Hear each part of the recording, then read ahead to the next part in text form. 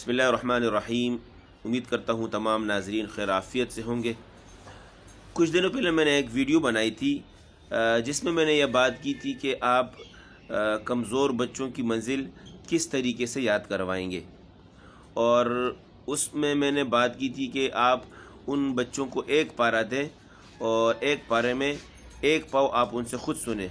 एक पारा आपने दिया है उतलू माँ का, उसका पहला पाव आप ख़ुद सुने और 3 पाव किसी बच्चे को सुनाएगा। इस तरीके से फिर अगला पारा वमा यखनुत का आप पहला पाव सुनेंगे, 3 पाव जो है वो तालिब इल्म किसी दूसरे बच्चे को सुनाएगा। तो वहाँ एक साथी ने सवाल किया कि एक बच्चा अगर एक पारा मंजिल सुना सकता है तो हम उसको कमज़ोर बच्चों में कैसे शुमार करेंगे।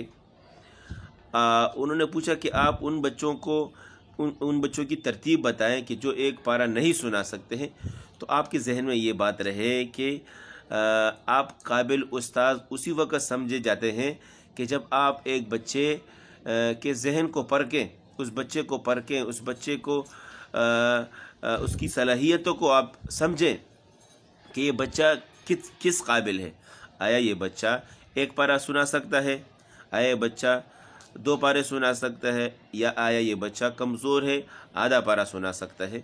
तो इन चीज़ों को देखकर आपने उस बच्चे से मुताल्लिक फ़ैसला करना है कि अगर आपके पास एक बच्चा ऐसा है जो एक पारा नहीं सुना सकता, आप उसको बुलाएं, उससे पूछें कि बेटा आप मुझे रोज़ाना कितनी मंजिल सुना सकते हैं।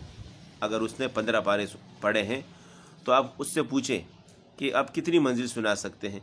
वो बच्चा लाजमी बात है शर्माते हुए यही कोशिश करता है कि मैं उस्ताद से कहूँ कि ज़्यादा से ज़्यादा वो बताएगा 1.5 पारा बताएगा या 1 पारा बताएगा। अब उसको दोबारा कहें कि बेटा आप डरे नहीं, जितनी आप मंजिल सुना सकते हैं आप मुझे बताएं, खुल के बताएं, मैं कुछ नहीं कहूँगा। तो अगर वो 3 पाव बताता है या आधा पारा बताता है तो आप उसको ये कहें, अगर 3 पाव बताते हैं आप उसको कहें कि आपने मुझे कल आधा पारा सुनाना है, बस इससे ज़्यादा आपने कुछ नहीं सुनाना, बस आप आधा पारा सुनाएं बग़ैर किसी अटकन गलती के आपने मुझे सुनाना है। तो आप उसको आधा पारा दे दें।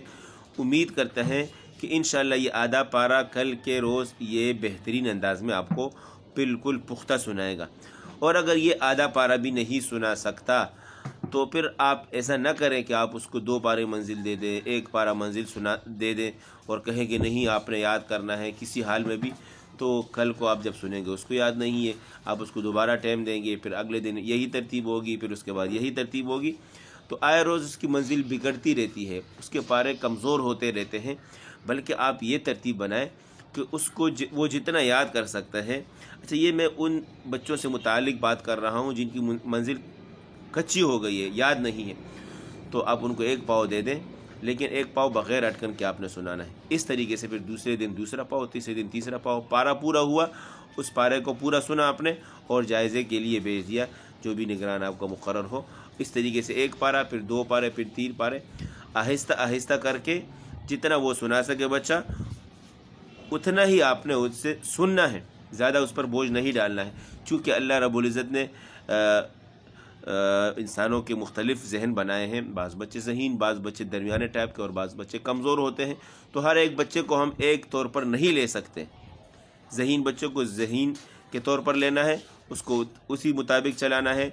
मुअतदिल बच्चे को मुअतदिल तौर पर लेकर उसी मुताबिक चलाना है, और कमज़ोर बच्चे को कमज़ोर समझकर उसके लिए दुआएं मांगकर उसी तरतीब से चलाना है।